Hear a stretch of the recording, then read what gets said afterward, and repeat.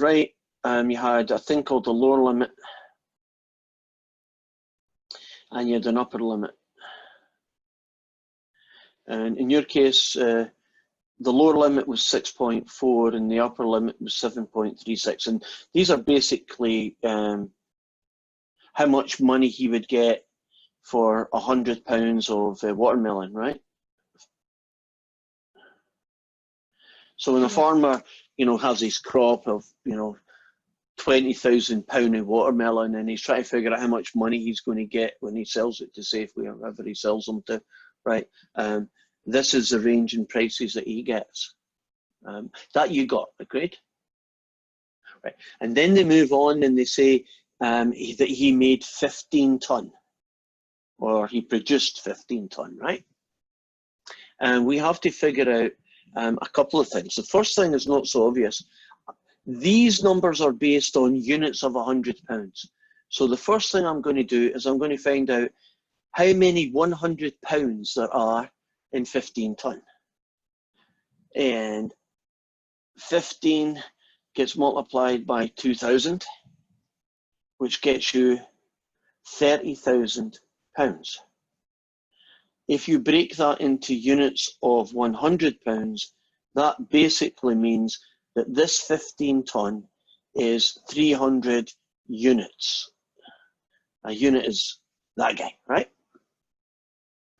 Now, on the lower cost, he could be getting that per unit. So if he makes 300 units, can you see that's going to be his the least he's going to get? At the top price, if he's lucky enough to get the higher price, he's going to be able to sell his 300 units at that. And those two guys better come out with the answer that we're looking for. So a 6.4 times 300 units he'll get about 1920. And if he gets a higher price at 7.36 times 300 units, he will get at the higher end 2208. Does that make sense? So I guess there were some hidden things in there. I think the hard part was to figure out that 15 ton actually meant 300 of these units.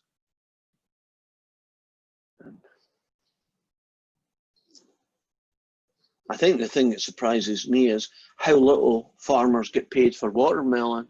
Because now when I get a supermarket and I buy, a watermelon, he's getting paid, what, $6.40 for £100 of them?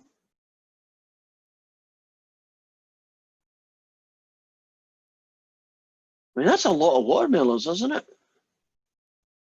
So it must be that the people who are making the money are the supermarkets.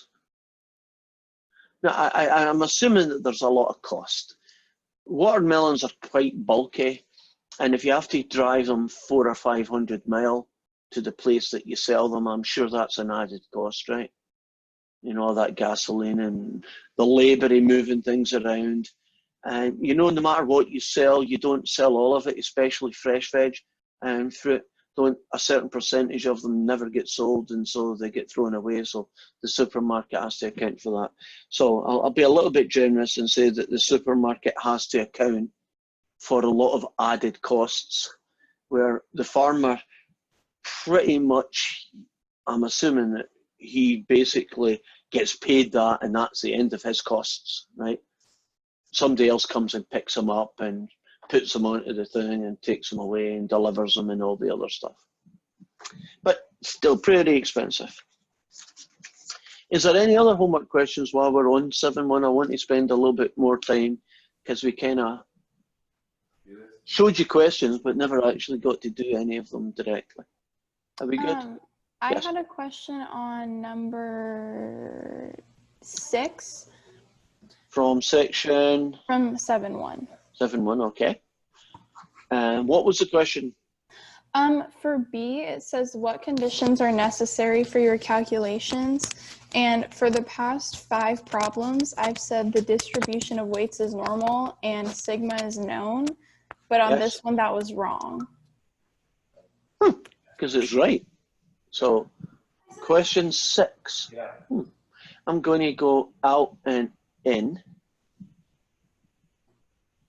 and see what the heck they're talking about.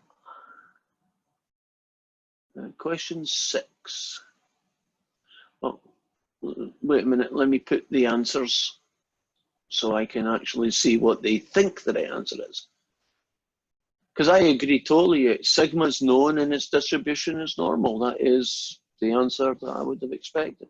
So maybe they've got some choices here that I don't know. Because n is greater than 30, it's going to be large. Oh, it's going to be large. Okay.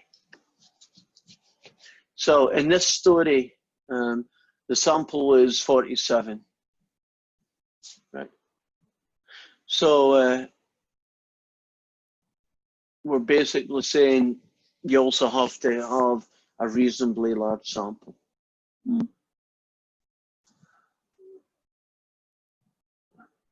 Yeah.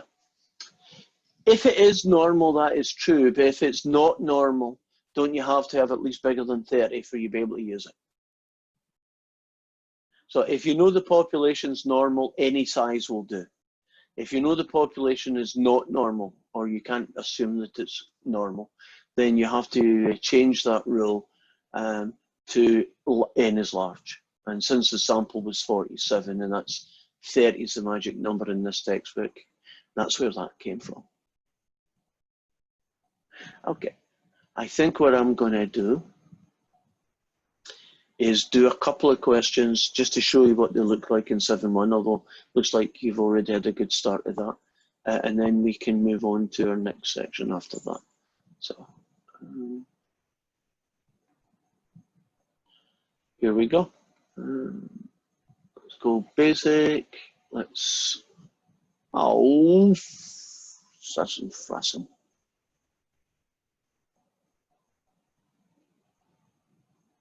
Right, I'll have to go out and in one more time. I think I've got it up and running now. This is not good.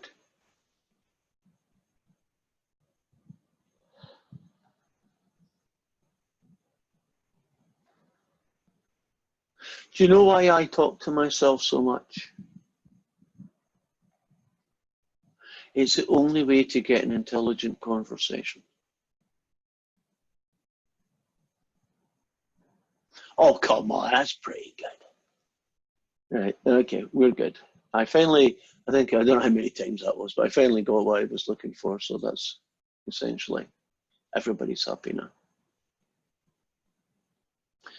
So, I got the answers here, and that's actually deliberate this time. We're going to do some of these questions and just take us through it. There's one extra thing that I want to show you after that, and then we'll be finished. But basically, this is what the questions look like, because last time I didn't have a 7.1 to show you. This is estimating the mean of a population when sigma is known. So in every one of these stories, somewhere, you see it there, sigma is going to be known. And you're going to get lower limit, upper limit, and they've got margin of error. I'm not going to talk about that once I get out of this. There's basically some guys. This fella here I haven't spoken about, but he is something I should be doing. And I'm just going through the questions. Oh, I should stop at somebody. Let's stop at this one then. Question 6, just random. Total plasma volume is important in determining the required plasma component in a blood replacement therapy for a person undergoing surgery. Plasma volume is influenced by the overall health and physical activity of an individual.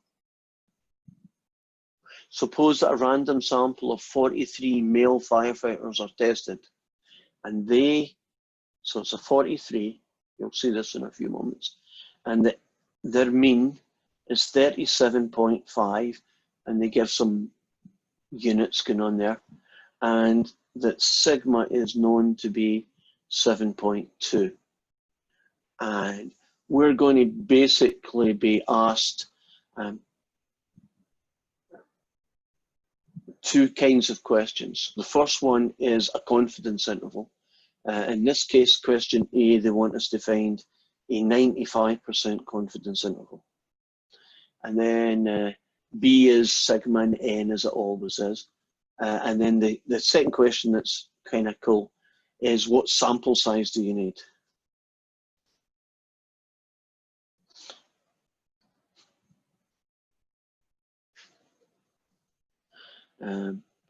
To have a particular margin of error.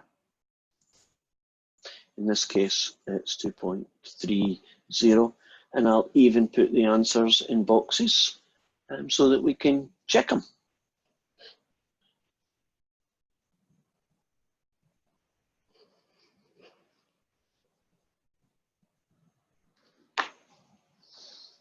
So we got some people coming in here.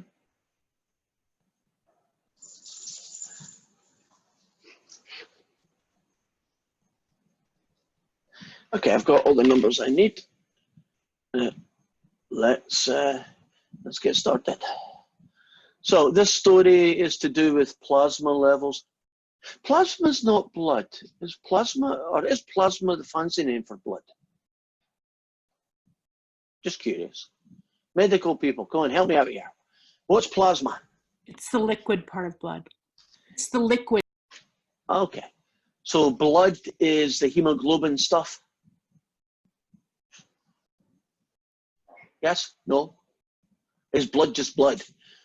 And blood is mixed with plasma, and that's the stuff that goes through your veins. Is that the way to say it? Not Blood the is way a to say it. combination of hemoglobin and plasma, and that is what runs through your veins and your arteries. Okay, so I was pretty sort of close. Is that, oh God, is it called a saline drip? I'm just getting this out of my brain. Is a saline drip where you just basically provide the water part of your blood to get the volume up? Mm-hmm. Is that what Saline is a combination of salt and water, and that goes into your veins and it's processed through your body and turns into red blood cells, and so that it can circulate and provide oxygen. So your blood cells need salt to be created? I don't know the exact chemistry of how it's transferred, but when the saline goes into your veins and then the blood in your veins goes to your heart, right? And the oxygenated gas exchange in your lungs, and then it provides oxygenated blood to your brains and your body and your organs. So when someone's given a saline, is that just a quick way of getting liquid into your body because you've lost a lot of blood? Yes, that's a very, very straight way to explain it. Right, okay. Because my brain likes straight ways if I can do it. But it's not a permanent replacement. If they would prefer to give you the real stuff, but sometimes they don't know what blood group you are or whatever. You mean like they give you a saline drip as opposed to a blood Transfusion. No. It's not in that aspect. It's not the same. Like, so, if you're dehydrated, you pass out in the heat, they're going to give you saline. They're not going to give you blood because you don't need blood. You actually need the actual fluid. When they give you blood, then you're getting more of the packed red blood cells into your body. Yeah, right. So you lose some of the water part of your liquid, and so saline replaces that. You've still probably got the same amount of hemoglobin. It's the water part that you're missing. I've got you. Okay. Well, if you didn't know that, now you know some medical stuff, right? So let's go back to the story. I know this is the answer, but let's pretend that we're focusing on this piece of the puzzle. So they've got 43 firefighters. Their mean is this, and their sigma is that, and we're going to find the upper and lower values of these. So we know that this can be done on our calculator, and so I don't do a lot of jumping in and out. I'm just going to use my calculator here. Is that seeable, really, for some of you at least? Okay. So, well, you take me through it. What button do I need to press to get to the interval that I want? I got to start this. I'm going to have to hit a button, right? How am I going to get the interval? Stat, then tests, then 7. Okay, pretty standard. Right, now there's two choices here. I could be on data, right? I could be on stats. In this question, Are these numbers data or are these numbers statistics? Stats. So that means I go to that menu and I press enter. And then the next bit's a little bit more obvious, isn't it? You fill in with the numbers that the question has. So in this case, the sigma is 7.2. The mean of the firefighters is 37.5, which is fine. And the number in this sample was 43, which is better than 30. And they want a 95, so a 0.95, and everybody is happy. And I better see, oops, I did not see their numbers. Did I write down something wrong? Let me check.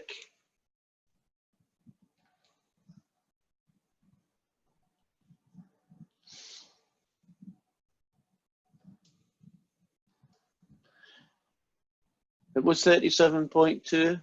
Oh, look at that guy. I don't know what happened there.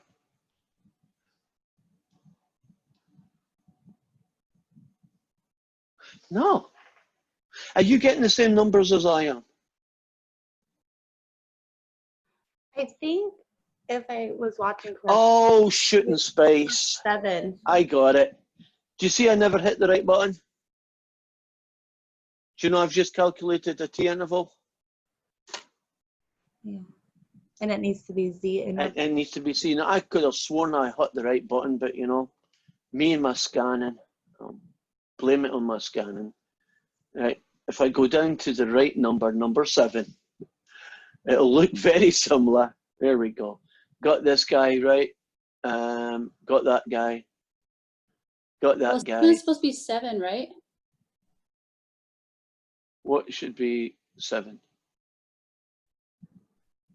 The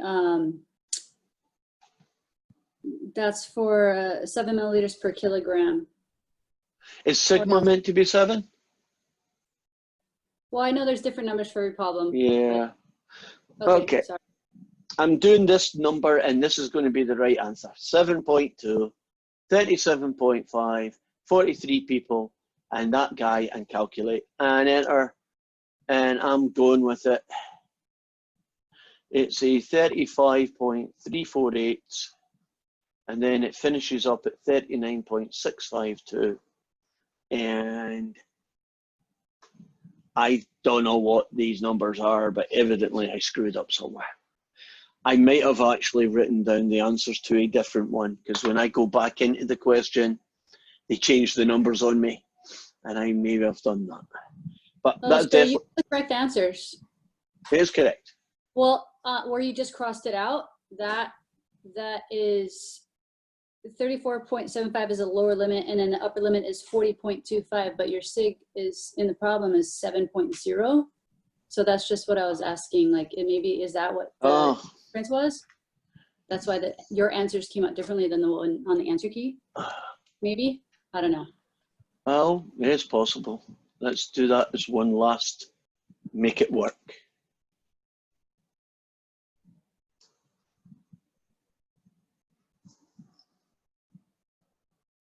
Now, whatever I screwed up is different, but come on, that's the last time I'm going to write down the answers before I do the question. If you use these values here for a 95% confidence interval, right? Let's start again. That's the only way this is going to work.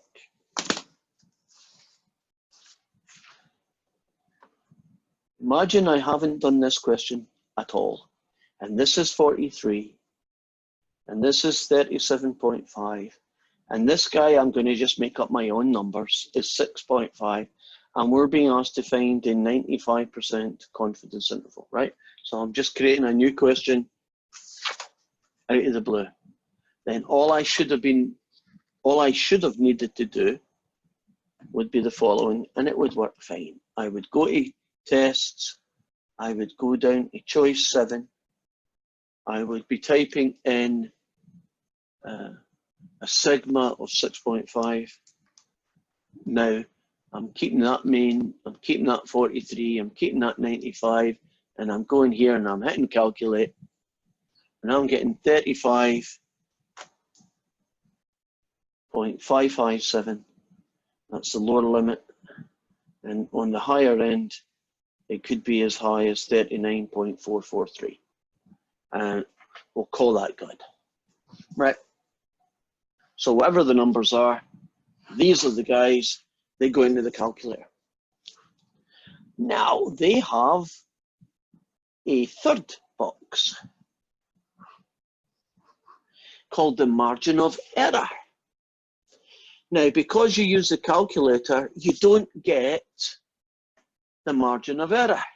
You get the limit, you get X bar and the number, right? That's what it gives you. So we have to figure out how to get the margin of error from the limits. Now, if you can imagine that 35.557 was here, right? And then over here, you have 39.443. And right bang in the middle should not be the mean of 37.5. So far, so good. Now, if you start here and you go that way, isn't that the margin of error? And if you start and go this way, isn't that distance also a margin of error? So far, so good. So any suggestions for how I can find out what this number is, using the fact that all I know is the start, the finish, and the middle? If I know this number and I know this number, how can I find this number?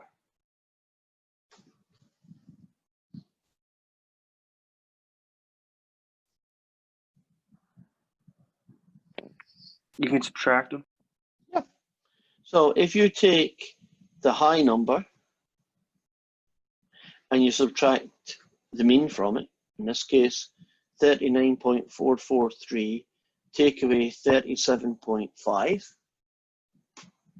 So here we go. 39.443, take away 37.5. We get the answer that the margin of error is 1.943. Is there another way that you could get that? Works fine. Is there another way you can do it? Suppose I took this number and subtracted that number. How many margins of errors would that cover? So if I take this number and subtract that number and divide it by 2, so take the large, subtract the small and divide it by 2, won't that also get me the margin of error? And you can check it out. If you go 39.443, take away 35.557, and then you divide it by 2, apart from maybe some small rounding off errors, you would get the margin of error.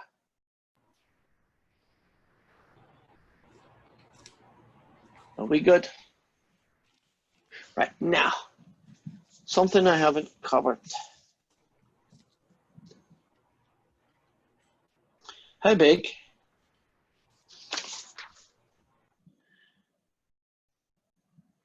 does your sample need to be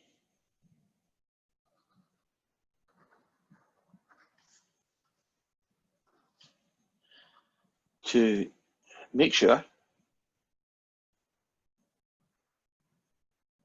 that your margin of error is a particular number?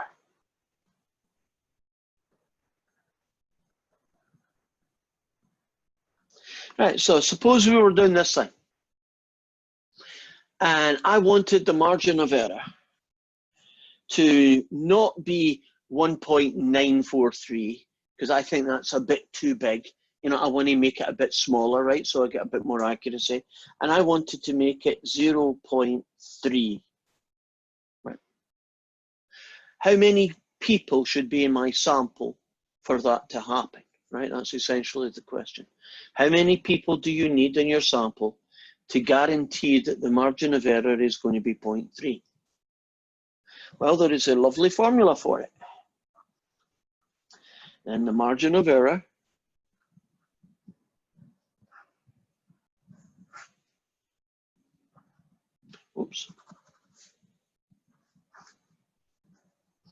Is that okay? The size of your sample N is calculated using this. Now, you see this funny little guy, 7ZC, that's what the book calls it, I call him Z asterisk. This depends on the confidence interval. So let's suppose that I wanted a 99% confidence interval and I wanted the margin of error to be 0.3. How big would my sample have to be? I'm pretty sure it's going to have to be more than 43, right? I'll need more people to get that kind of accuracy. So the Z value of 0.99 times sigma, which in my story is going to be 6.5, over a margin of error, which is 0.3, and the whole thing is squared.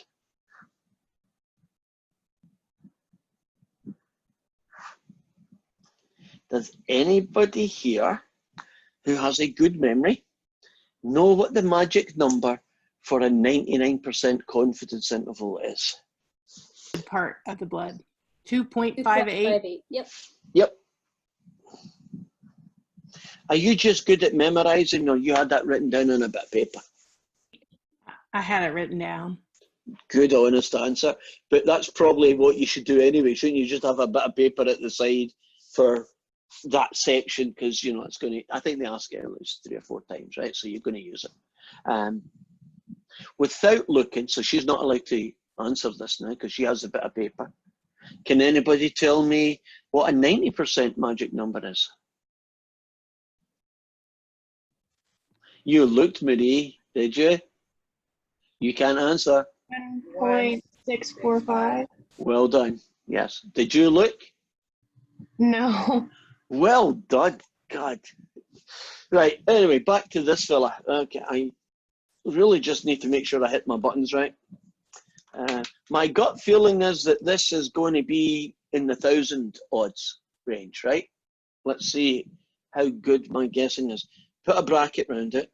2.58, the magic number, multiplied by 6.5, and then divide by 0.3, finish the brackets and square it. So it kind of looks the way it's written, right? And is 1,000 odd right? Whoa! It was thousands, but I just thought 1,000 odd. Now, here is a little idiosyncrasy, but you have to do it. Would you agree that this is a physical number of people, and so it doesn't make sense to do it to decimal places? So in this case here, you would have to do, I've lost the guy, there we go, 3, 1, 2, 5, agreed? You'd round it up. Does that seem sensible?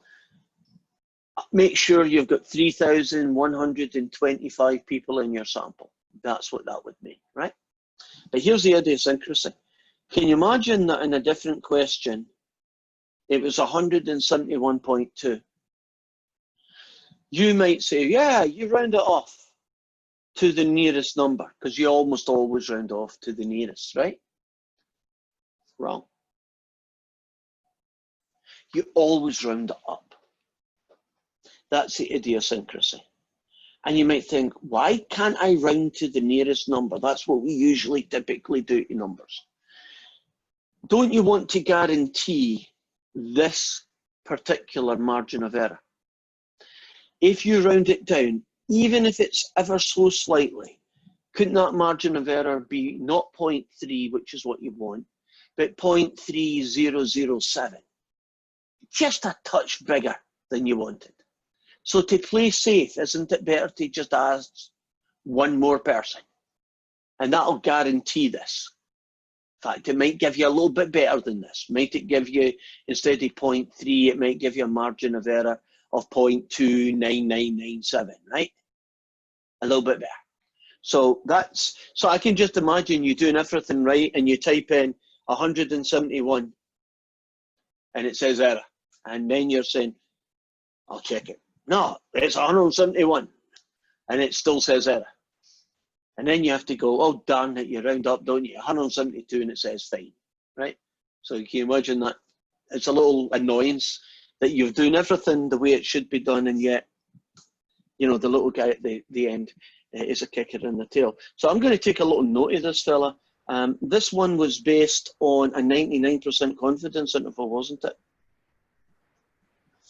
And if you want a margin of error of 0.3, then you need 3125 people, right?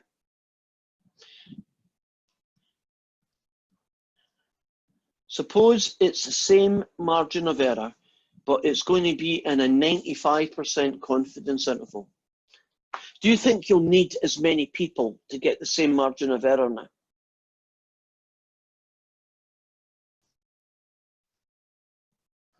Shaking heads? Nope, you don't. It's going to be less.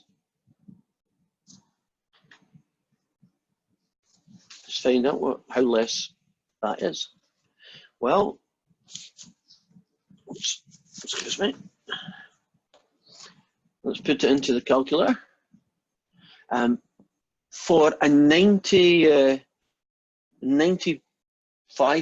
the magic number is 1.96. I had to look over on my own. So 1.96.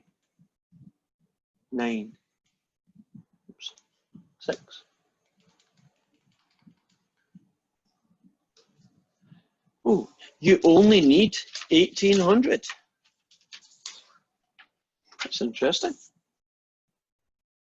Would you agree that is a big change in numbers, right? That's what, about 1,300 less people.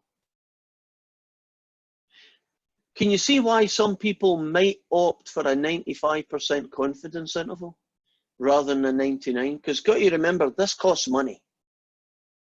Let's pretend it costs you $10 a person, right? To collect the information, right? You got to pay somebody to do it and all the stuff that goes with it. Wouldn't this one cost you about $31,000 to get it done? Isn't this one $18,000? Well, you know, if you want to save money, that's definitely true. Same margin of error, but now I'm only going to be 90% confident that I've got it.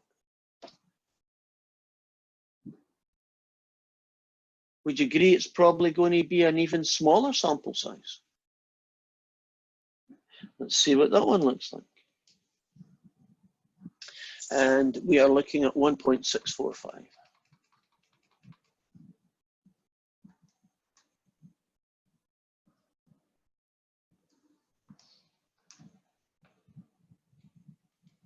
Have you noticed what I've been doing here? You've been wondering how I've been doing this. If you hit the blue button entry, it gives you the last calculation and you can go back and edit it. I don't know how much time it saves me, but it does save you some time. It's about 1,271 people. I'm calling that 1803. I guess I should be really precise. Shouldn't I call it 1804? Well, that's telling me a truism. If you want to keep the margin of error at 0.3, but you're willing to sacrifice how confident you are in getting the mean of the population in your interval, if you're willing to make that less certain, don't you need fewer people? Roughly, what, 3 times as many or 3 times fewer. That's pretty impressive. What would you think if I did a 99% confidence interval, but I changed my margin of error to 0.1? Do you think I'm going to need more people than 3,000 odds to get a same confidence interval, but a much smaller margin of error? Great. Let's see what that looks like then. So, going to have to change quite a few things here. The magic number is going to be back to 2.58.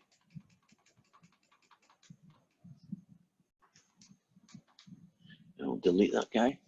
And this fella at the end is going to be 0.1. And don't be surprised. This is going to be about 27, right? 27, maybe 28,000. I'm guessing 28,000.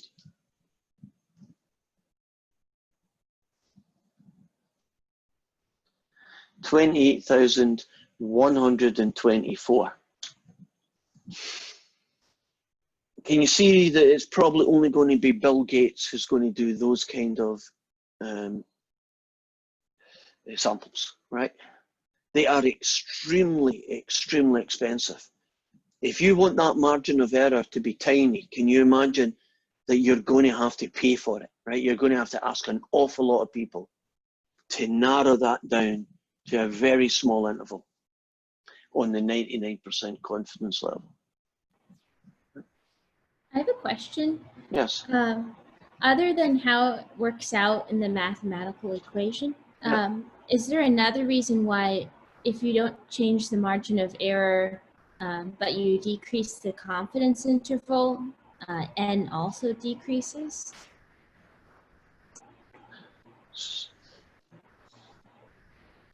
So I'm trying to see what your question is. Is there another reason for why these go fewer when this changes? Is that your question? Yeah, other than just how it works out mathematically. Well, the reason it works out, well, it works out mathematically, but the mathematics is just telling you why these, it's just giving you the result that would be true anyway.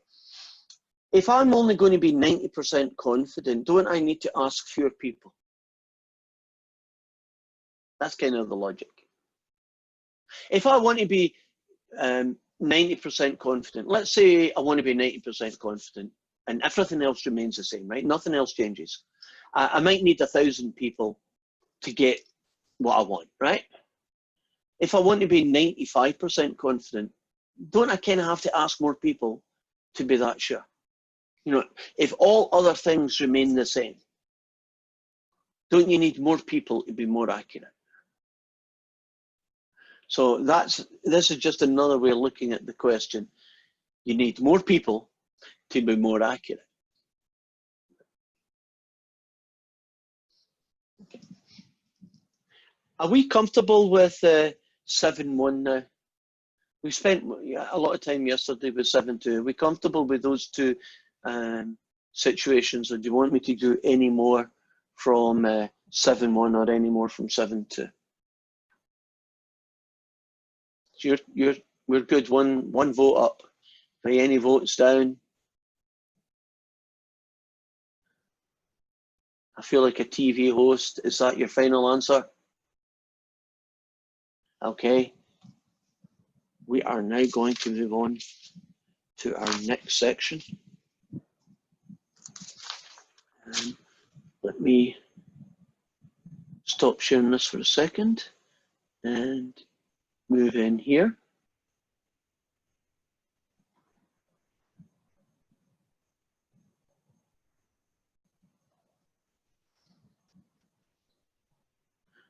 Okay.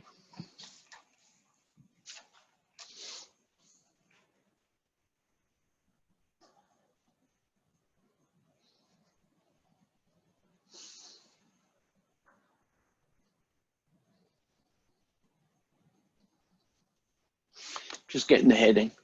Okay, I should be good now.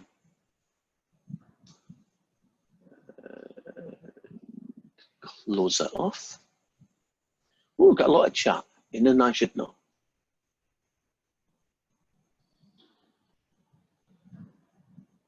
Oh, people are just helping each other, that's fine. And let's have a look. Right, estimating P. Well, let's talk about what is P. P is the population proportion.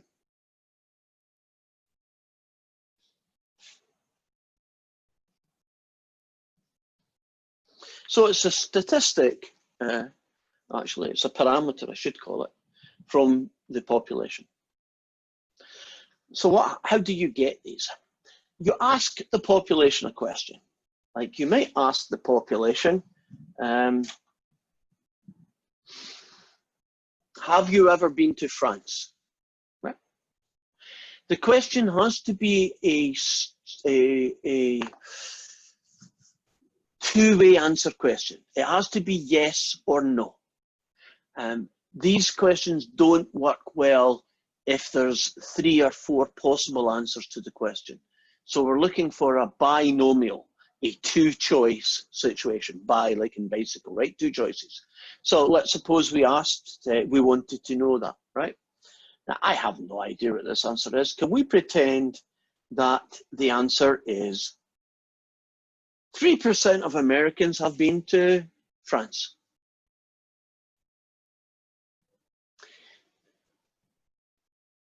Let's suppose I knew that, right? Bill Gates gave me money and I found out. Now let's suppose we didn't know that, but I'd like to find out what that answer is. So we're going to do the same process that we did before. Aren't we going to get a sample? Right? And maybe my sample's going to have, say, 100 people in it. And I ask these people, have you ever been to France? And 20 is a bad choice. 2 of them said they've been to France, which is obviously 2%, right? 0.02. We call that p hat. That's how you say it out loud. P hat. That is the sample statistic. Now, can you see that it's not 3%? But would you agree that if I do a big enough sample, won't this guy be hopefully close to that one, right? So just like we had when we did the population mean and we used confidence interval to create it, we can create a confidence interval for this guy, right? Now, we're going to show you the calculation for it. If you want to do, for instance, a 95% confidence interval on these proportions, it's going to be p hat plus or minus the magic z-score for 0.95 times. Now, it used to be sigma over root n, or later on Sx over the square root of n. Remember, that's what it looked like in the old-fashioned ones, right? But it's got a new guy. P hat 1 minus p hat over n. Now, the version that I've written is the version I prefer. You will see it in some textbooks called p hat q hat over n, right? And when it's written that way, q hat is 1 minus p hat. So it's the same formula, it's just slightly different look to it, right? Now, what's that going to look like in my story? Well, p hat is 0.02. The magic for 95 is 1.96. The square root of 0.02, now here's the sneaky part. What is the decimal for 1 minus p hat?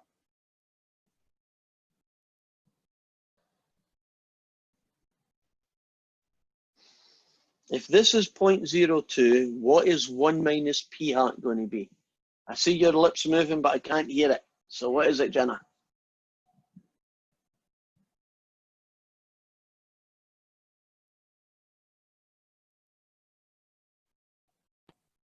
.98. Okay, I'll take that answer. All divided by, in this case, 100. Now, we are doing this fella by hand because, you know, it's a good idea. We'll show you the calculator version in a minute. So what am I going to get? I'm going to get 0.02 plus or minus this thing. Oh, by the way, we have a name for this thing. Do you know what it's called? This number is called the Quadratic equation. margin of error. It's that big E guy. You know, isn't it always X bar plus or minus margin of error? Do you see it's very similar? It's just P hat plus or minus the margin of error. The formula for getting the margin of error has a different bit at the end, but that's because these questions are not adding up everybody's ages and getting an X bar. Aren't these questions just how many people said yes? Right, only 2 people in this case. Now this weird calculation should come out nice on my calculator, so here goes. 1.9, oh, let's clear it out. Right. 1.96 times the square root of 0.02 times 0.98 divided by 100. And so the margin of error is 0.0, let's call it 3, which ends up being negative 0.01 up to 0.05. So our estimate for the percentage of all Americans who've been to France is somewhere between negative 1% and positive 5%. Now, this isn't statistics. Question. Where did you get the negative 0.01 and the 0.05? Say again, where did I get them from? Yes. I took 0.02 and subtracted 0.03 and got this. I took 0.02 and added 0.03 and got that. Okay, thank you. Right. Now, not in statistics, but common sense. Would you agree that in the context of this question, it makes more sense to call it 0 to 5? You can't get negative 1%, right? It don't make sense. Now, if this was temperatures or something else, then I'd leave it. But for proportions, would you agree the worst answer is nobody's been there, so it's 0. The other extreme isn't the best answer 100%, right? Everybody's been there, right? So you may want to tweak your interval occasionally, as we had to do here, to take into account common sense. So what this is saying is somewhere between nobody and 5% of Americans have been to France. So we are going to do that same question with this class. We're going to ask not France, but a question like it. So first things first, 2, 4, 5, 10, 15, 20. There is 25 people in my sample. And I'm going to ask you, how many of you have been to Europe?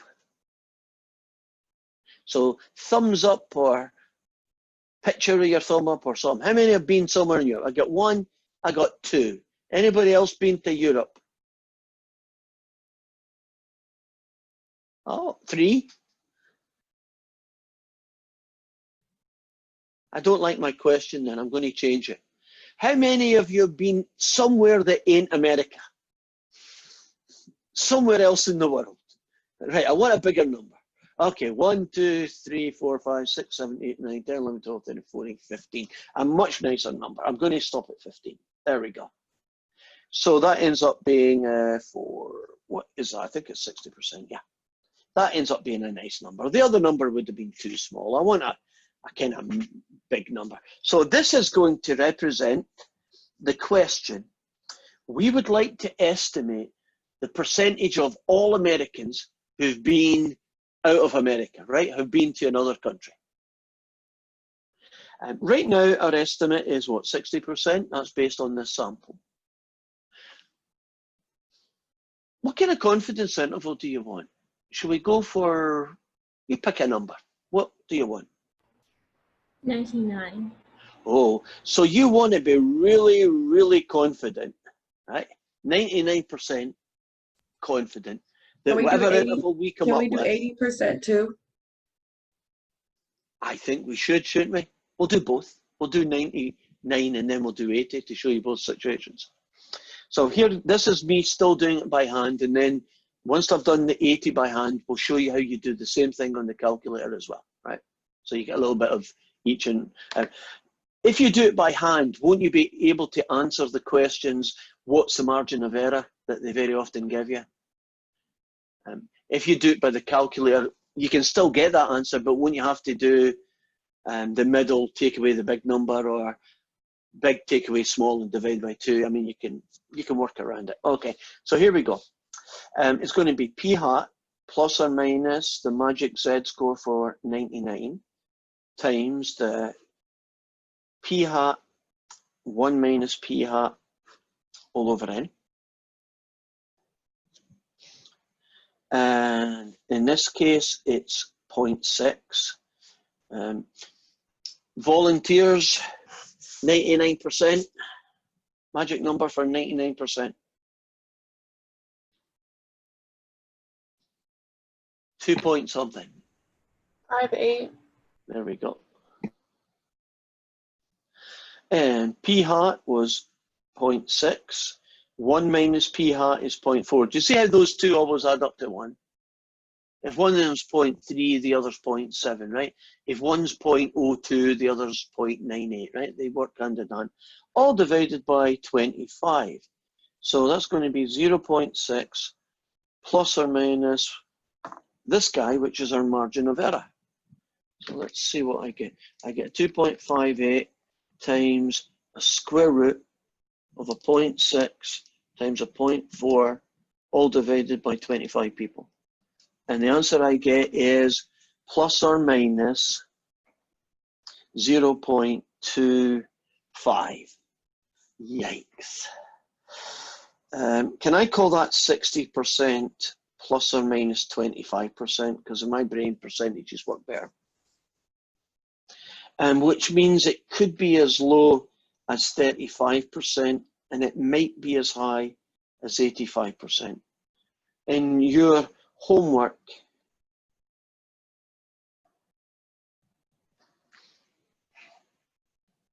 it's decimals, right? That's a very, very large interval. But at least I'm 99% confident the real answer is somewhere in there. Give me two different reasons. Both together are contributing for the fact that this is a very big interval, right? From 35 to 85 is a lot of places, right? Two distinctly different reasons for why that's happening.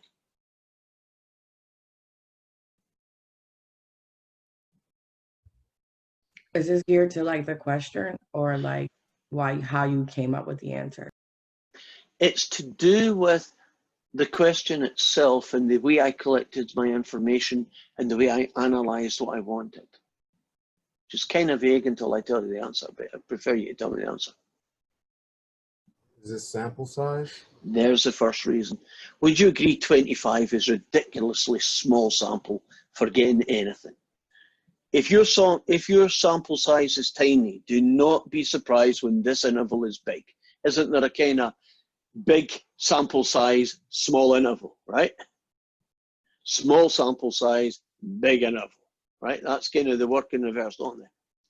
What's the second less obvious reason for why this interval is bigger than it might have been?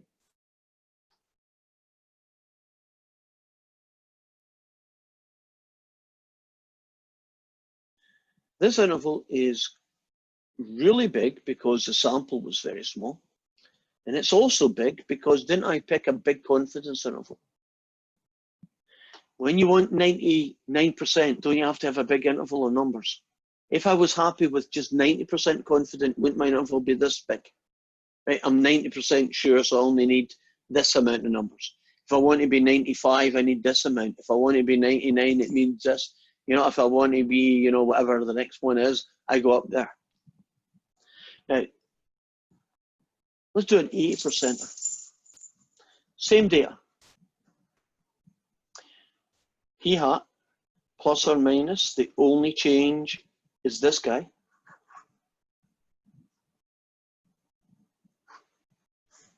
So it's still 0.6. For an 80%er, the magic number is 1.28. And we do a 0.6 with a 0.4, all divided by 25. Now, I didn't change the sample size. I didn't change the results. None of that really had any effect. All I have changed is this confidence interval.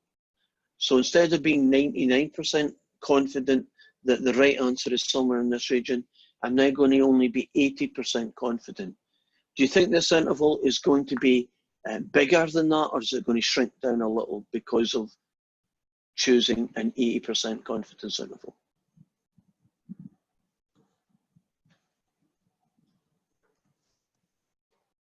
What's your feeling? Bigger or smaller? Smaller. Smaller. Won't the margin of error be smaller, which is why the interval is small? Won't this be a smaller number than this? I mean, if you look at it, isn't the only difference what you multiply by? So it's bound to be.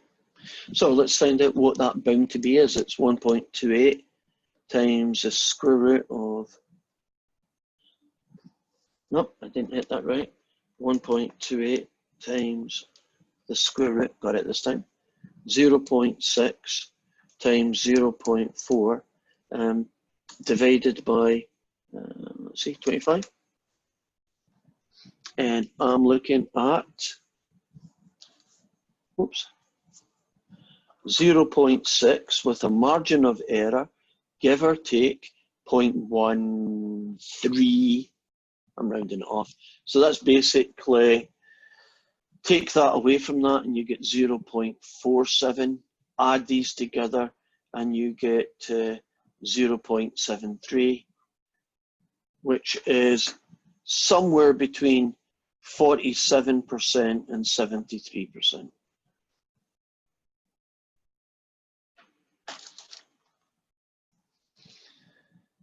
Now, if I do an 80% confidence interval, I would expect 80% of the time that the interval that I generate will contain the real answer to the entire population of America, right? In this case, 40, 70, 73. Doesn't it also mean 20% of the time I will not be able to get an interval that contains the answer? In other words, I got it wrong, right? My interval didn't work. I don't know, 20%'s quite a high failure rate. I guess you have to answer that by your conscience. If I got it wrong, would it really be that big a deal? Nah, you know? So 22% of Americans have been, you know, to some other country, or 90% of Americans. That wouldn't be such a big deal. But suppose this interval was being used to find something very important, right? Something that I want to be comfortable that I've got good data. Shouldn't I make my confidence interval as high as possible to make sure that I'm as close to being perfect as I can be? Because I'll never be 100%, right? So I would probably choose a 99%. And wouldn't I try and choose the biggest sample I can afford? Right, I try and use 12,000 people if I could get the money, right? Or if all I've got money for is 2,000 people, I should do 2,000 people. So that's very important, and so is this. These two together are a pretty deadly partnership. Because if you make this far too small, there's no way you're going to get your interval into a useful value. Would you agree that there's not an awful lot you can tell from that? Couldn't be anything virtually. What caused that? Mostly the sample size, right? I guess this is a little bit more doable, but you know you're suffering on, you could get it wrong. So I did promise I'd do it on the calculator, and I'm going to do the next question after this one on the calculator. So since politics are coming online quite a lot, they are spending a chunk of money right now, both political parties and newspapers and CNN and on TV shows and everybody. Isn't almost everybody doing a poll about everything from, do you think President Trump is doing a great job at dealing with the COVID, to do you think the potential President Biden has got some mental issues on his whatever, right? So they've got some really nasty questions out there about everyone. So let's keep it simple. Gallup poll goes out and asks 1,026 people. They get paid by a non-partisan newspaper, let's say. And so they get paid to find out who you're going to vote for in the next election, right? Republican or Democrat. And so they get their P hat and their p hat ends up being 0.53. I could have told you how many people that was, but I'm making life easy and just telling you it's 0.53. Right? It would be something like 532 people, right? Said, yeah, I'm going to vote Democrat. So we are now going to create a confidence interval. Do you want to be 90? I'm not going to do 80 unless a question tells you, right? I just refuse. But do you want to do 90, 95, or 99? 95. 95, okay. I think 95 is a fair confidence interval. And we are going to find out what percentage of Americans, if they voted tomorrow, right, would vote Democrat.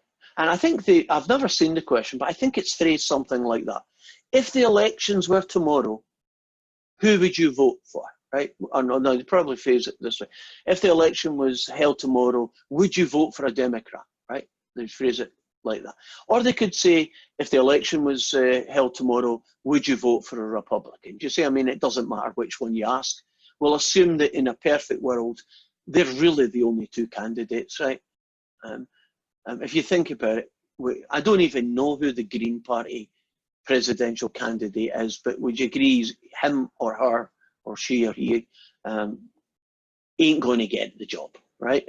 So we can just ignore them. And the Royalist Party would be a really cool party. If I was allowed to vote in America, I would probably do so. In fact, now that I think about it, I think you should give us our states back because you stole them off us. And I want all the states, it was 13 states, wasn't it, at the start of your country? I want all of them back except New York, because I've seen New York and I don't want that one. You can keep New York, but I'll take the others, right? And you can come back. Does that sound like a good deal? Sounds like a good deal. Sounds like a good deal. Is that because you want rid of the other 12 as well? Yeah, and I've been to New York. Oh, God, I've never been to New York, but I've just got this feeling it's a place that I probably wouldn't enjoy. If you don't like a populated area with a lot of noise, then Oh, yeah. God, no. That is definitely me. I love cities to visit. I'll go to any city in the world on holiday and I'll love it. But I would never live in a city. I don't know if it's to do with my job or my personality, but I make too many eye contacts. And when you're walking down the street and there's literally hundreds and hundreds of people and you're making eye contact with lots and lots of people, it gets stressful, I guess. I just don't like lots of people. Now, the reason I say I might blame my job is that when I teach in a class with normal human beings sitting in front of me, as opposed to virtual human beings which are in front of me right now, I look at your faces all the time. I do eye contact because that's how I know things are going good. Unfortunately, I can only see about a third of you, or even less than that now. And so I can look at Marie's face, and if she looks like she's in pain, then I'm thinking that's not working, right? And if Jenny's got a kind of thoughtful look, then I'm thinking it's okay. And if Rachel number one does the nods, then I know I've nailed it. You know the subconscious nod? Yeah. You know, Jenny's doing it right now. Right? She didn't even know she was doing it because she recognized that piece of information. So anyway, back to I have nothing against cities in general. I just don't like them. And New York is like dirty, is my impression of it. It is. It actually is. I mean, there's a lot of cities over there in the East Coast, but it's just the city smell. Like Seattle gives off of that funky smell. I mean, in certain parts, not in all, but just most heavily populated cities always give off that stinky smell. Yeah, wouldn't be my favorite. But then other people love cities. They wouldn't live anywhere else. So I can understand there's differences. Right, back to this guy, and then I'm showing you that calculator. I keep putting them off, but I will show you, definitely. Right, so let's go and see what's happening on the TV, right? So CBS or whatever says, hey, new Gallup poll out today, And this is what it has. 53% are going to vote Democrat, right? That's what the number is. Let's get the confidence interval, see what it looks like. P hat, plus or minus that magic set score. P hat, 1 minus P hat over N. So it's going to be 53, give or take, 1.96 square root of a 53 and a 47. Are you happy about the P Q hat, P1 minus P hat thing?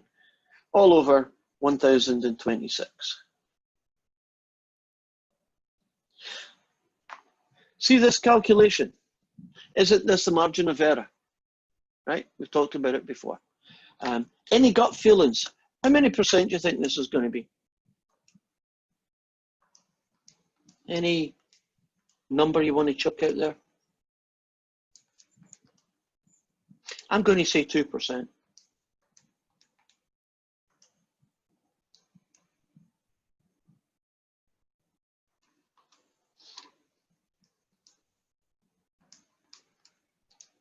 And I was pretty close. We'll call it 3. Now, as a decimal, 0.5 to 0.56. As a percentage, 50% to 56%. As it might appear on the TV show, 53% with a margin of error of 3%. Have you noticed that they say that when they do it, or at least the majority of the time, don't they say it?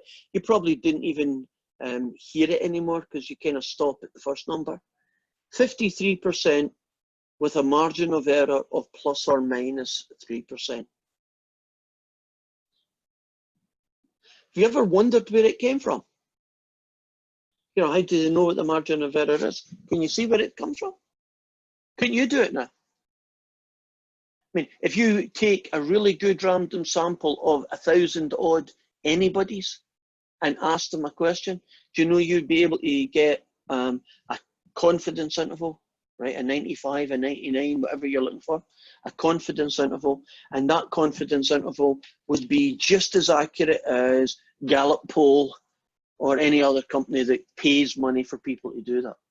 So you've now got a really powerful tool in your sort of a little repertoire. So if you're going to be doing social studies and you wanted to collect information about anything that you can ask as a yes/no question, that's the key. It has to be a question where they can only say yes or no to, right? Then you can use this analysis and you get really good statistical data that is very verifiable and very repeatable. And here's the question. Based on this percentage, would the Democrats win the election, the presidential election? And I'm going to be nitpicky here. I'm going to be like a real lawyer.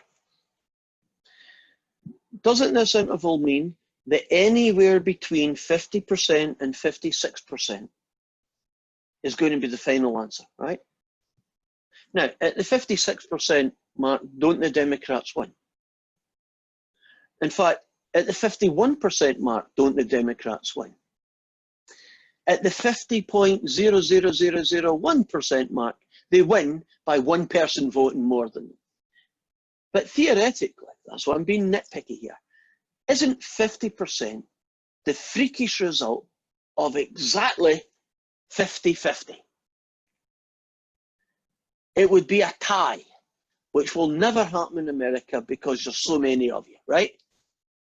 You would have to redo the election. You probably wouldn't. When you do that recount thing, where they go and check the numbers just in case they miscounted or two were stuck together or whatever. But can you imagine that, strictly speaking, the answer to this question would be, it's not possible to predict who's going to win.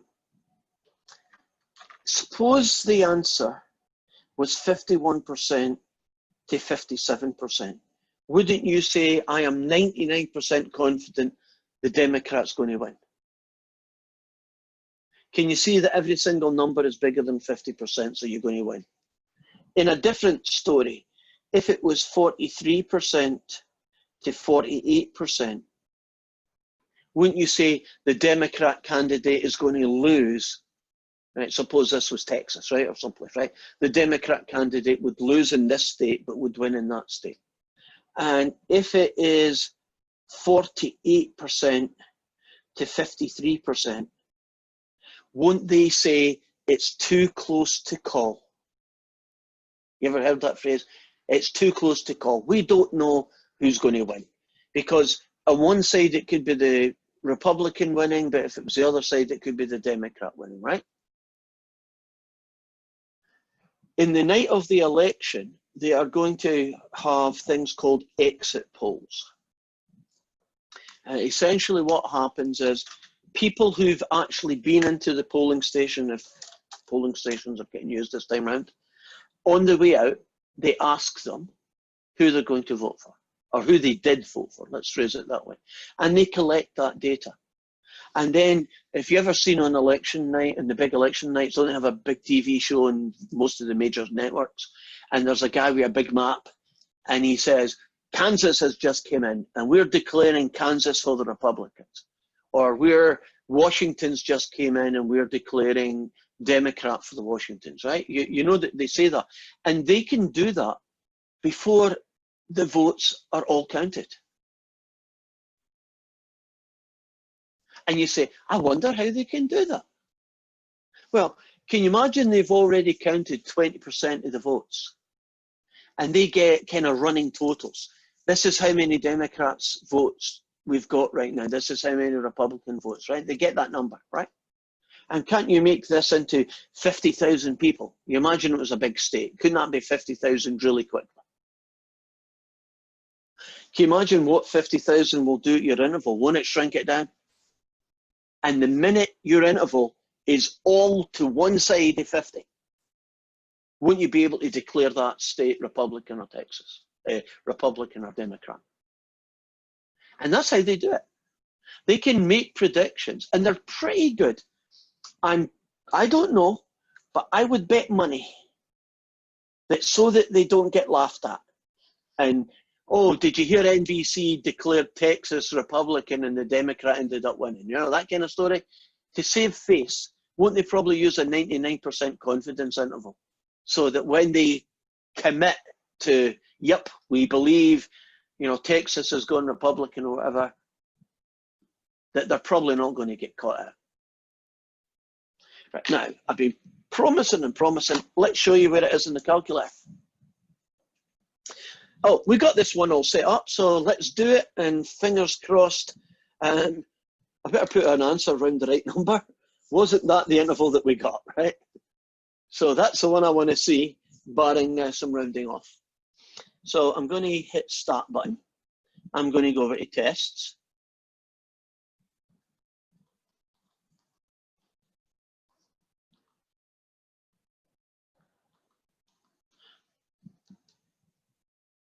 Oops. Excuse me. I crashed the darn thing.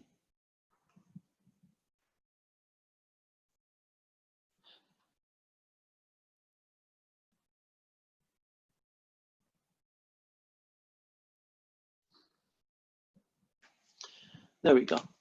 I looked at the wrong place. I thought it was higher up. It's number, not even number, it's choice A. So here we go. You hit Start, you go over to Tests, and the guy that we are going to get is A. There we go. Can you see it's 1 proportion Z int? What a weird name. But that's the guy you're going to look for. It's going to be 1 proportion Z interval, if you wonder what the abbreviation's about. Now, when I hit this guy, I am going to get X, I am going to get N, and I'm going to get sea level. So you might think, who on earth is X? N is 1026. X, I wouldn't call it X, but that's what the book is. The number who said yes. So in my particular question, that was 540 people. So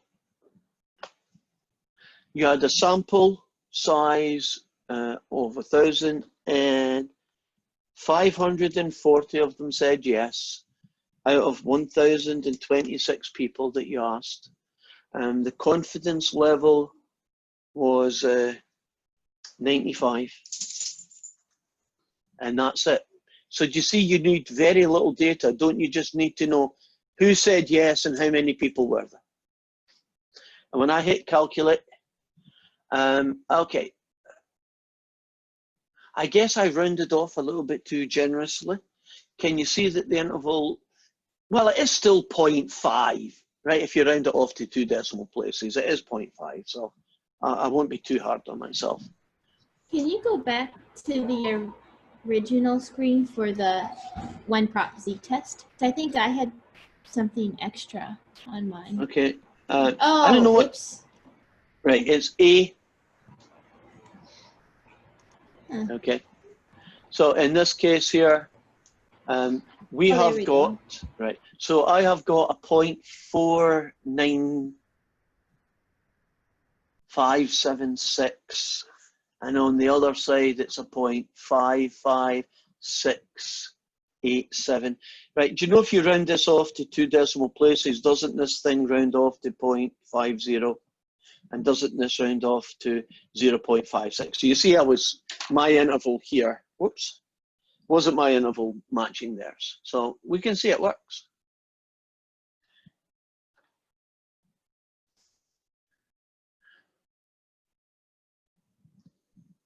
Are we good? Now, let's suppose we did another question and the interval came out as 0.42 to 0.54. Good on. And I want to know the margin of error.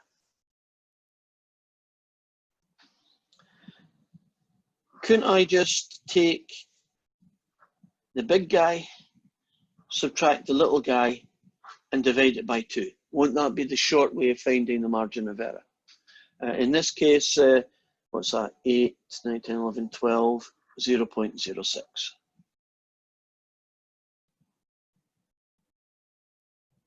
Are we comfortable with that? So, because you know a lot of questions don't just say minimum and maximum, right, upper or lower, don't they also very often have what's the margin of error? So if you're using your calculator to say you're only going to get the interval value, so you have to figure out what the margin of error is individually. Some restrictions, we haven't talked about restrictions. When can you use this test?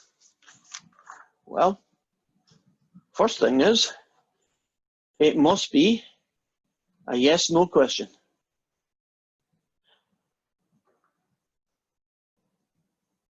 Or you can at least create it into a yes/no. So I'll give you an example how you could create it into yes/no. Suppose you ask people what political party they were going to vote for if the election was tomorrow, right? Now, can you imagine that in a few places at least, aren't you going to get, some of them are going to say Democrat, some are going to say Republican, some are going to say the Royalist Party, me, right? Some are going to say the Green Party, some are going to say, I don't know any other party names in America. Does anybody know anything else apart from those? Libertarians. Libertarian, right? That's a good one, right? Libertarian, because that is a party. And some of them are Freedom to Riot Party. I think they're called Antifa. I did get that day again. Anyway, here we go. I have nothing against people complaining about governments. I think complaining about governments is healthy. I just have problems about them throwing Molotov cocktails and burning things down. Now, back to this. Yes, no question. So, suppose it was that story. Do you know you would just take your data and crunch it into 2 numbers? those who voted Democrat and those who didn't. So the yeses would just be the Democrats, right? And even although they gave you the other answers, you would just clump them together as the rest. And when you did that, aren't you going to come up with a confidence interval for Democrat voters? Now, if you were more interested in Republican voters, wouldn't you take all the yeses for Republican and everybody else would be, you're not voting Republican, and you could do an interval with that, right? So that's how you would get around it. Second, it's not an obvious test. It's to do with how big N has to be.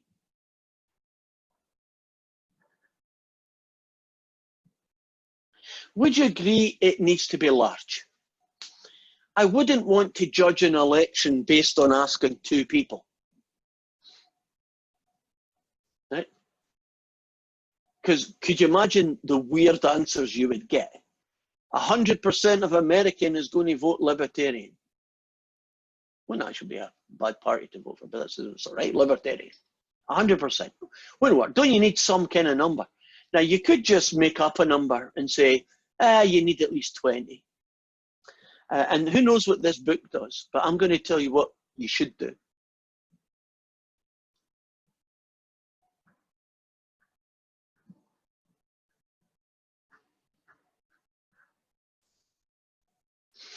N p hat should be bigger than 10, and N1 minus p hat should be bigger than 10. That's pretty much everybody in the world except perhaps this textbook. I don't even know what they do. I try not to read textbooks because they distract me. I think it's better just giving you the pure knowledge, that way it don't matter what textbook you use. But can you imagine that I only asked a sample of 20 people, right? And the p hat I got was 0.1, right? Can you imagine that N p hat would be 20 times 0.1? That would be 2. That would be, it's not a good idea to use the proportion interval technique. This number isn't big enough. So do you see that it's not just this and it's not just this? Isn't it the 2 of them together that tells you? Now you might wonder why in this case is that the case, because in other situations like in the previous one, seeing you're calculating the mean, isn't 30 or 33 a pretty decent number and you can get away with it, right? One fixed number suits all, right? One shoe size fits all. But can you imagine that we were looking for a very rare disease? And you ask people, do you have that disease? And you ask 1,024, couldn't you quite literally get only one person that had that disease? Can you imagine that you're basically basing your entire analysis on one person saying yes? Isn't that kind of weak data? You need, well, if it's a really rare disease, wouldn't you need like 4 million people just so you could get a decent number of people that had the disease so you could do your analysis? So that's why that's there. Apart from that, all the usual rules are correct. So when you ask people the question, don't ask it in a biased way. So don't say, are you going to vote for those nasty Republicans who want to get you all killed by COVID-19? Because that would probably be a biased question. Would you agree? Probably not the best way to ask it, right? So keep the question straight down the middle. Try and make it totally unbiased. How else? While we're on these ones, I like statistics. I like looking at data and you come from it. Do you know predicting who's going to win an election is an extremely difficult question? Because normally you would think, all I need is a good random sample of people, right? Young, old, all the usual. That's not too hard to do, and they do that really well. And I can ask them the question in a very unbiased way. Couldn't you just say, if the election was tomorrow, would you vote Republican? if the election was tomorrow, would you vote Democrat? I don't think I have any problems with either of those two questions. Aren't they going to get you what you need to know? So you might think, well, what's the problem? The problem is that people don't vote. Some people don't vote. And if you ask someone, if the election was tomorrow, who would you vote for? Do you know that they almost always will answer that question according to their political beliefs? But if they don't go and vote, do you see that doesn't transfer into the reality of what physically happened? And that's the hardest one to get. You're going to have to try and find 1,024 people who are likely to vote. And in the jargon, they're called, we have done 1,000 of likely voters. And that tends to be a little bit more accurate because these are people who are likely to vote. And they only say likely because you don't know. They might say they are. Yeah, I'm going to vote. And then they don't. And so there have been quite a few cases where the statistics predicted a certain person or party would win. And then the reality ends up that the other guy, right, the other person wins. And it's not cheating. It's not voter rigging or voter fraud. It very often just simply is people didn't turn up to vote. I have no idea how America's going to vote in this COVID thing. I can tell you how you voted in the good old-fashioned days. Do you know in the good old-fashioned days, older people voted more than younger? You know? 23-year-olds couldn't be bothered, a lot of them, in voting. They just didn't. You see how that influences the result? Older folk tend to be a little bit more, I don't know if conscientious is the right word, but it's their civic duty to vote, so they do it, you know, and that causes problems. I don't know how it's going to vote in COVID. I'm not even sure they know how it's going to affect things. I guess I'll find out. You got time? Yeah. Let's do another survey, right? I want to do one more of these guys. Oh, here shall we do? We need a question that we have a yes, no to. Has anybody got anything they want to know about the class that's not too personal, that can be answered by a yes or no? And then we'll do it as our 25 sample thing, right? Anything you want to know about this class that's not? Pets or no pets? Say that again, Zoe? Have pets or no pets? Okay, so here's the question, everybody. Stick your thumb up if you've got a pet. 1, 2, 3, 4, 5, 6, 7, 8, 9, 10, 11. Oh, I better do it by rows. 1, 2, 3, 4, 5, 6, 7, 8, 9, 10, 11, 12, 13. Ooh, okay, I think I got everybody. So we will assume that you are the population of community college students. Let's be generous. You're probably not that different from other community college students, right? So let's find out what that looks like in the pet world. What kind of confidence interval do you want us to generate here? Pick a number.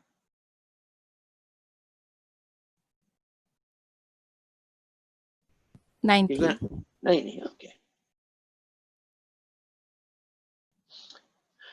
And let's do it on the calculator, because it's so much quicker, isn't it? It's probably everything's done for us. So I'm going to hit the start button. I'm going to go over to tests. I'm going to have to scroll down to A, so it's a fair distance away. Whoops, overshot it. Press enter. Right, 13 people out of 25 of you with a 90% confidence interval. Don't be surprised if this interval is huge. Would you agree that 25 people is a very small sample size? Right. At least, before I even hit the enter, let's check if I should use this. According to the test, shouldn't NP be bigger than 10? So 25 times 13 over 25 is equal to 13. And shouldn't N1 minus P hat Shouldn't that also be bigger than 10? So won't that be 25 times 12 over 25 equals 20? Have you noticed something? Isn't NP hat just a fancy way of saying how many people said yes? And isn't N1 minus P hat how many people said no? So do you know this test basically says you can only use this process if at least 10 people said yes and at the same time at least 10 people said no. Right, we're good to go. Horrible interval. Somewhere, I'll round it off, somewhere between 0.36 and 0.68. So somewhere between 36%, could be as big as 68%. Right, 13 over 25 is 52%. So if I wanted to get the margin of error here, couldn't I just take that away from 52, or couldn't I subtract these and half it if I wanted to do it that way? So let's do the subtract half thing. 68, take away 36, then divide the answer by 2, and it's give or take a margin of error of 16%. So in a very, very rough guide, somewhere between 1/3 and 2/3 of community college students have a pet. Right, it could be as low as 1/3. Could be as high as 2/3. At least that's telling me something, right? It's, you know, a big window, but it's telling me something. What do you think would happen if 130 out of 250, right? The same percentage happened, right? 130 out of 250. So basically I asked 150 of you, 250, and 130 said, yeah, I'll get a bet. What do you think is going to happen to this confidence interval? Bigger or smaller? Smaller. Yeah. Now, it should be easy enough for me to do that as a check. So I'm going to go over to test. I'm going to go down here, and I should be able to just write over some of the data. So it's 130 people said yes out of 250, right? So it's the same number, right? It's still 52% of you. But now it's contracted. You see it's now 46 to 57%, which is 52%, give or take 5%. Now you can see how that margin of error is getting smaller. And why did it get smaller? Because my sample size was bigger. Right, one more time. Suppose I asked 2,500 people, right? And 1,300 of them said yes, right? So I've still got 52% yeses. Wouldn't you expect this to shrink even more? Let's see what that would look like.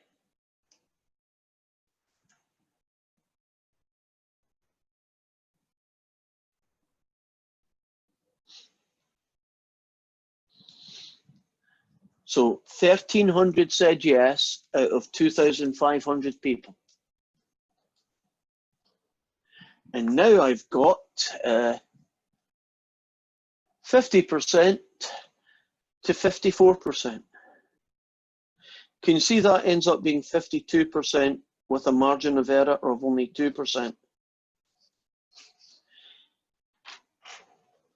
The bigger your sample, if everything else remains the same, right? You keep the same confidence interval, you keep the same percentage said yes, right? You keep everything the same, and all you do is you change the sample size. Won't the intervals get smaller? The last situation was 2,500 people were asked, and now I can predict 52%, give or take 2%. That's pretty much saying, yeah, probably at least half of America's community college students, at least half of them have a pet. Cool. Right, so we're doing good because we're on to the third one. We still have,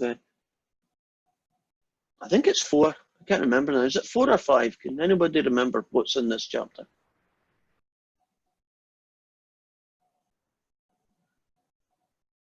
I think it's only 4. Only 4, okay.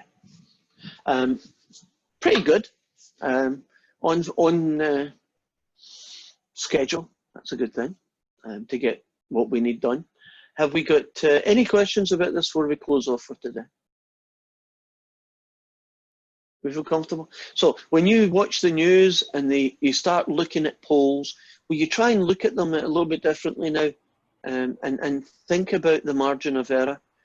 If they don't tell you the margin of error and they just say 57% are going to vote Democrat or 57% are going to vote Republican or whatever it is, right?